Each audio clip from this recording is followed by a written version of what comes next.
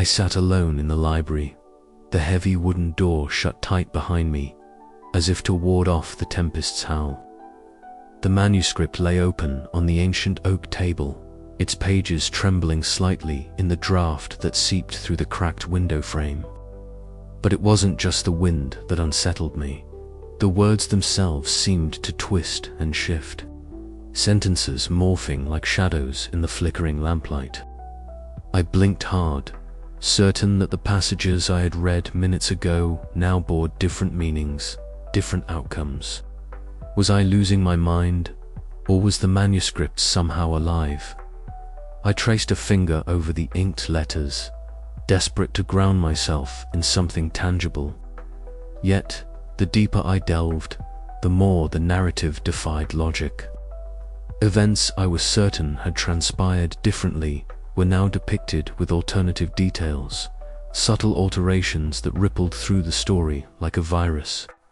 Each variation contradicted another, leaving me stranded in a labyrinth of uncertainty. The door creaked open, and Clara stepped in, her eyes bright but shadowed with concern. "You've been here for hours," she said softly, pulling her coat tighter around her slender frame. "You need rest, or you'll break yourself." Her voice was a balm, yet it only heightened my awareness of how frayed I was. "Rest won't help," I replied, voice cracking. "The manuscript, it's changing. The story is rewriting itself, and I'm not sure what's real anymore." Clara approached the table, scanning the open pages. "Maybe it's reflecting what's happening here," she mused. "The lies, the secrets, everything's tangled." Her words echoed my own fears. The retreat was no longer a haven for writing and reflection. It had become a cage of distrust and suspicion. Each guest seemed to wear a mask, their true intentions obscured by layers of deception. Even Jonas, ever the pillar of pragmatism, appeared strained, his once unshakable calm now flickering like a candle in the wind. Later that evening, I found myself in the sitting room, where Jonas and Clara had gathered with a handful of guests. The storm battered the windows, rain pelting the glass in relentless sheets. The room was heavy with unspoken accusations, the silence between sentences thick and suffocating. Jonas's voice broke the stillness, low and firm. "We need to piece this together logically. The manuscript might hold clues, but it's no prophecy. We must rely on facts, not fear." Clara shook her head, her gaze darting nervously, "But the facts keep shifting. What we thought true yesterday is questioned today. I don't know who to trust." Their eyes locked, a silent battle of wills. The tension was palpable, and I felt myself shrinking back, caught between their opposing worlds, one of order, the other of chaos. My own thoughts spiraled, tangled in the conflicting narratives that surrounded me. In a moment of reckless impulse, I left the room and wandered outside, the cold rain lashing my face as I stumbled down the cliffside path. The roaring ocean below mirrored the turmoil within me, each crashing wave a reminder of my mounting despair. The wind whipped my hair into wild tangles, and my tears mingled with the storm's deluge, blurring my vision. I thought of Evelyn, her brilliance, her secrets, her unfinished manuscript that now seemed a living thing, bleeding between reality and fiction. Had she known, had she foreseen the destruction that her final work would unleash? Returning inside, drenched and shivering, I found Margot seated alone in the common room. The flickering candlelight cast jagged shadows across her sharp features, her cold, calculating gaze fixed on me with unnerving intensity. "You look like you've seen a ghost," she said quietly, voice smooth as silk. "I'm starting to wonder if I am one," I whispered, my voice barely audible. "Or if I'm the one haunting this place." Margot's lips curled into a thin smile, one that held no warmth. "Truth is a luxury none of us can afford here," she murmured. But perhaps you're closer to it than you think, if only you dare to face it." Her words sent a shiver down my spine. I knew the path ahead would only grow darker, more twisted. The manuscripts, shifting pages, the fractured memories, the conflicting accounts, all converging toward an uncertain climax. As the storm raged on, I sat in the flickering candlelight, the manuscript before me, a riddle wrapped in shadows. The boundaries between fiction and reality blurred until they were indistinguishable, and I was left grasping for fragments of truth in a world unraveling at the seams. And yet, despite the chaos, I knew one thing with chilling certainty. The answers I sought might not bring salvation, but ruin. The night deepened, and with it, the weight of conflicted truths pressed ever harder on my fragile mind. The question remained, could I trust anything at all? It was late afternoon when the storm finally relented enough to allow a sliver of pale sunlight to pierce the library's heavy curtains. But even that feeble light could not warm the chill that settled over the room. I sat at the long oak table, manuscript fragments scattered before me like shards of a broken mirror, each piece reflecting a different, fractured truth. My hands trembled as I traced the looping script, trying to reconcile the contradictory narratives that had haunted my mind for weeks. The pages seemed alive, twisting and rewriting themselves in my memory. But one thing had become painfully clear. Margot was no mere guest caught in this storm of suspicion. She was the puppeteer, pulling our strings with a cold precision that sent a shudder through me. The door to the library creaked open, and she entered with the quiet grace of a predator, her sharp eyes scanning the room until they locked onto mine. "Looking for answers, darling?" she asked, voice smooth but laced with something darker, a promise, a threat. I wanted to recoil, to deny the truth clawing at my mind, but the years of self-doubt and the haze of paranoia left me exposed, vulnerable. "Why?" I whispered. "Why betray us like this? What did Evelyn mean to you?" Margot smiled, but it was a smile that never reached her eyes. Evelyn was everything and nothing. She was a mentor, a rival, a cage. "You think this is about jealousy? It's about justice, about reclaiming what was stolen from me." The room felt smaller, the air thicker, as the storm outside echoed the turmoil within. I glanced at the scattered pages, the cryptic clues that had led me here. And suddenly, the manuscript was no longer just Evelyn's story. It was Margot's manifesto, a carefully laid trap from the start. Jonas Reed's voice cut through the charged silence. "Enough games," he said, stepping into the room with the authority of a man used to command. "This ends now." Margot turned her gaze to Jonas, unfazed. "You think you can stop me? This isn't about you or your rules. It's about the truth hidden beneath the lies you all cling to." Clara Finch, usually the gentle presence in the storm, stood quietly in the corner, her eyes wide with a mix of fear and sympathy. I caught her glance, a silent reminder that I was not alone, even if my mind screamed otherwise. The confrontation spiraled quickly, words sharp and accusations sharper. Margot revealed fragments of a past steeped in betrayal, how Evelyn had cast her aside, how the retreat was a stage for old wounds played out in new violence. Every word was a blade, cutting through the fragile alliances we had formed. I fought to maintain my grip on reality, but the line between fact and fiction blurred with every breath. Was Margot's vendetta the truth, or another layer of deception? Was I merely a pawn, or something more? As the storm outside reached its crescendo once more, the island seemed to hold its breath, waiting. The veil was lifted, but the shadows beneath remained deeper and darker than I had feared. This was no longer a story I could observe from the sidelines.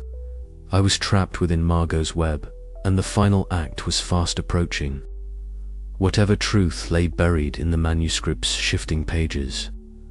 I knew one thing for certain: the game was far from over, and the stakes were nothing less than survival.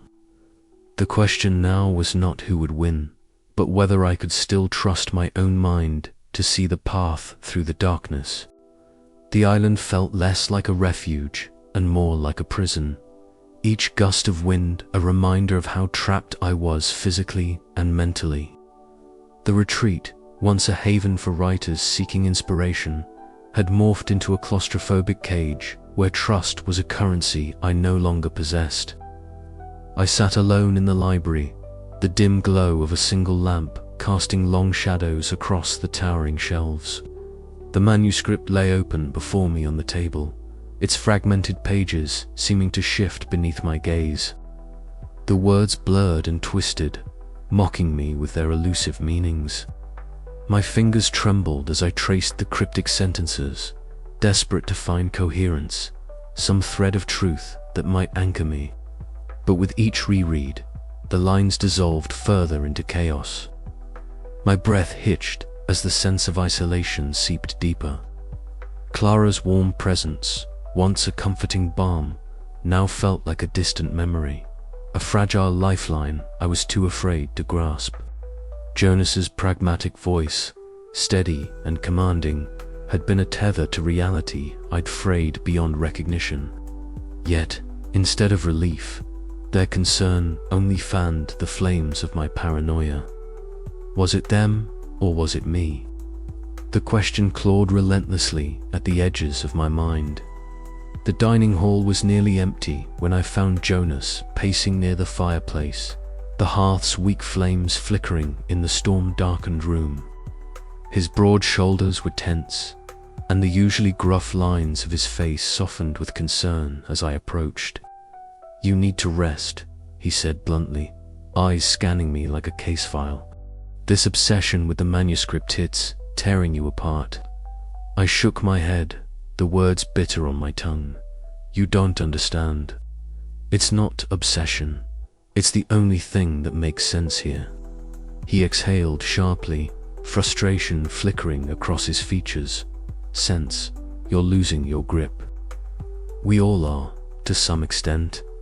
But you need to trust us." "Trust me," I laughed, a hollow, broken sound that made his eyebrows knit. "Trust, after everything. How, when every page I turn twists the story, when every face hides a lie?" His silence was a weight that pressed down on me, heavier than the storm outside. Later, in the narrow corridor that led to the guest rooms, Clara appeared, her footsteps soft, tentative. She caught my arm gently, her touch almost foreign in its kindness. "Please," she whispered, her eyes searching mine. "Don't shut me out. We need each other, especially now." But my heart recoiled, suspicion flaring like wildfire. "Why? What do you really want?" The edge in my voice was sharper than I intended. Her face faltered, hurt and confusion mingling in her gaze. "I want to help. To find the truth with you." "Truth," I echoed, voice trembling. "Or control?" Without another word, I pulled away and fled down the hall, the echo of my footsteps swallowed by the storm's howl. That night, more than ever, the retreat felt alive with unseen eyes. From the shadows, Margot Vale watched, her sharp features carved in the dim light, eyes glinting with cold calculation. The storm's fury outside was a mirror to the tempest within. As her manipulations tightened the noose around my unraveling mind, I lay in my room, the manuscript clutched to my chest like a talisman, but it offered no comfort. Instead, it whispered doubts and threats, its pages a labyrinth with no exit. Sleep eluded me, replaced by a suffocating dread that this was only the beginning. The line between friend and foe blurred beyond recognition. I questioned every glance, every word, every silence. Was Clara's warmth genuine or another mask? Was Jonas's sternness protection or control? And Margot, what games was she playing in the dark corners of this island prison? Isolation deepened, a void that swallowed reason and left only fear. The storm showed no sign of abating, and neither did the storm inside me. I was alone, utterly and terrifyingly alone, caught in a tempest of my own making, or one that someone else had conjured. And somewhere beneath it all, the truth waited. But would I survive long enough to find it, or had I already lost myself in the shadows of this storm? The manuscript's whispers grew louder. The night stretched on, and with it, my unraveling. I didn't know how much longer I could hold on. But I had to, because soon everything would come crashing down. The wind tore at the ancient stone walls of the retreat, its howl seeping through cracks and rattling the old window panes. Inside, the atmosphere was thick with dread, a tangible weight pressing down on every breath I took. I had been wandering the estate, restless and increasingly unmoored, when a sudden, sharp noise drew me toward the library. The door was ajar, casting a sliver of dim light into the shadowed hallway. Pushing it open, I stepped inside, and the sight that greeted me froze the blood in my veins. There, sprawled grotesquely across the Persian rug, lay the body of Felix Morland. His eyes stared wide and glassy, reflecting the flicker of the dying fire in the hearth. A pool of dark, viscous blood had spread beneath him, its coppery scent thick in the air, mingling with the musty scent of leather-bound books. The silence was oppressive, broken only by the distant rumble of thunder and the storm's relentless assault outside. I stumbled back, my breath catching painfully in my throat. Felix's death was the third. The manuscript's predictions were no longer mere coincidences. They were horrific realities unfolding in real time. My mind spun, fragments of the text flashing in my memory, words twisting and reshaping themselves like a cruel echo of the past and present. The retreat erupted into chaos. Cries and gasps echoed down the corridors as the guests gathered, their faces pale and drawn, eyes darting wildly as suspicion and fear took root. Margot Vale stood apart from the throng, her expression unreadable, her gaze sharp and cold as she surveyed the scene with clinical detachment.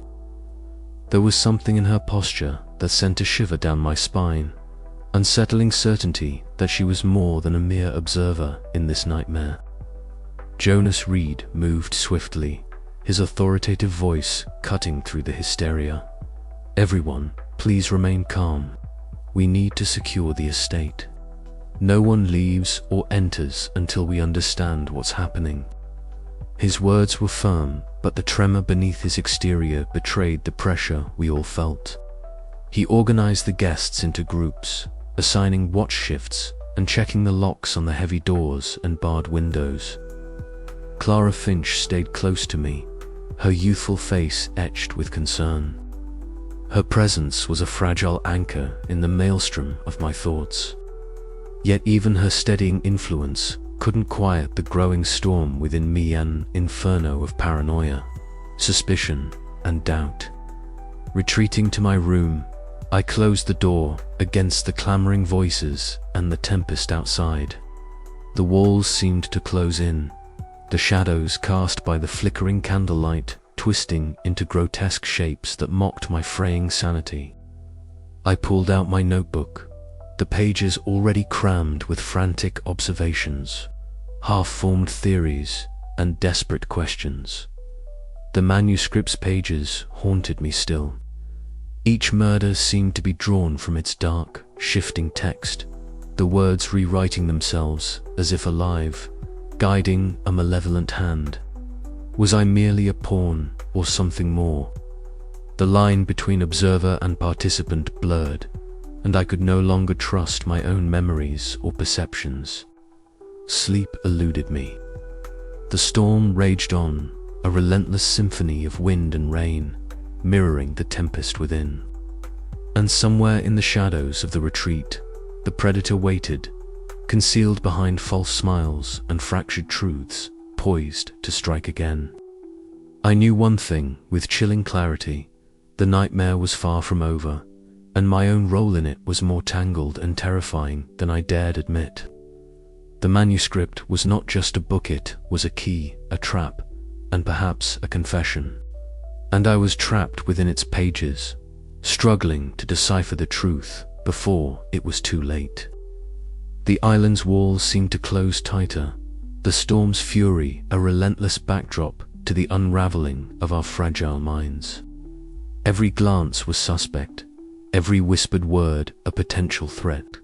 The third murder had shattered whatever fragile calm we had left, and with it, the possibility of safety. As dawn threatened the horizon, I realized the retreat was no sanctuary, was a cage, and the beast inside was still hunting.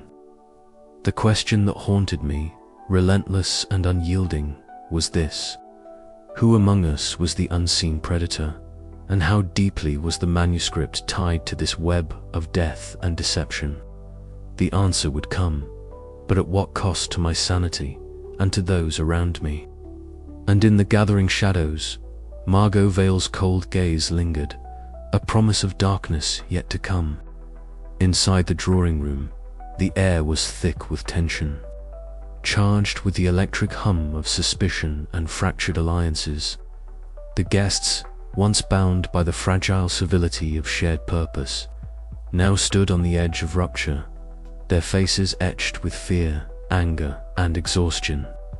I found myself in the eye of the storm, a maelstrom of accusations swirling around me, voices rising and falling like the tide crashing against the cliffs below. Margot Vale stood with that same unsettling calm I had come to dread, a cold smile playing on her lips as she watched the chaos unfold. Her eyes, sharp and calculating, flicked between us, as if orchestrating the discord with invisible strings. "You all think this is a game," Jonas Reed's voice cut through the cacophony, steady and commanding despite the strain. "But people are dying. And if we don't find the truth soon, it won't stop here." His words seemed to momentarily still the room, but the fragile pause shattered almost instantly. Clara Finch's voice rang out, trembling but resolute. "We can't keep turning on each other. We have to trust someone, anyone, or this place will consume us." A bitter laugh escaped Margot's lips. "Trust? In this house of lies? You're all fools if you think trust will save you." The room erupted again, accusations flying thick and fast. Felix Morland's cynical sneer met Sophie Lane's composed but fiery glare. Names were spoken, suspicions cast like daggers, and I felt the weight of each word like a physical blow. My hands shook as I clutched the fragmented manuscript, its pages a chaotic mosaic of half-truths and cryptic warnings. My mind, already frayed, began to unravel further. Memories blurred, timelines twisted, and the line between reality and the manuscript's shifting narrative dissolved into a haze. I staggered back, seeking refuge in a shadowed corner, my breath shallow, heartbeat pounding in my ears, louder than the storm outside. "Are you all right?" Clara's gentle voice broke through the fog, reaching me like a lifeline. I nodded weakly, but the doubt gnawed at me. Could I trust her? Could I trust anyone here? The faces around me no longer looked like friends or allies, but actors playing roles in a cruel script. Margot approached, her steps slow and deliberate. She loomed over me, her cold gaze piercing through my fragile defenses. "You're more useful broken," she whispered, her voice a venomous caress. "Confused, isolated, desperate for answers you'll never find." I wanted to scream, to push her away, but my strength was gone. The manuscript slipped from my grasp, pages fluttering to the floor like wounded birds. Around me, the storm's fury mirrored the tempest within, wild, uncontrollable, unforgiving. Jonas Reed stepped forward once more, his voice rising above the chaos. Enough, this ends now. If we tear each other apart, the killer wins. We need to find the truth before it's too late. But even as he spoke, I knew the fractures were too deep. The seeds of suspicion Margot had sown had taken root, twisting friendships into bitter enmities. The retreat was no longer a sanctuary, but a cage one that closed tighter with every accusation, every lie, every shattered trust. I sank to the floor, overwhelmed by the weight of it, all the deaths, the paranoia, the manuscript's maddening riddles. My mind teetered on the brink of collapse, the fractured timelines blending into a nightmare from which I could not wake. And yet, in the depths of that darkness, a faint spark of clarity flickered. The truth was there, buried beneath the chaos and deceit. I had to find it, for Evelyn, for myself, before the storm consumed us all. But would I survive long enough to uncover it? Or was I already lost, trapped in a story spiraling beyond my control, written by hands far colder and crueler than my own? The night stretched on, a relentless tide of fear and suspicion, and as the storm's fury reached its crescendo, so too did the breaking points within us, all fractures that threatened to shatter what little remained of our fragile sanity.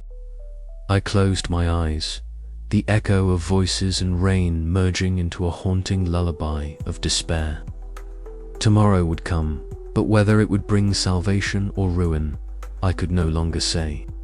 All I knew was that the story was far from over, and my role in it was more twisted and uncertain than ever before. The page was turning, and with it, the darkness deepened.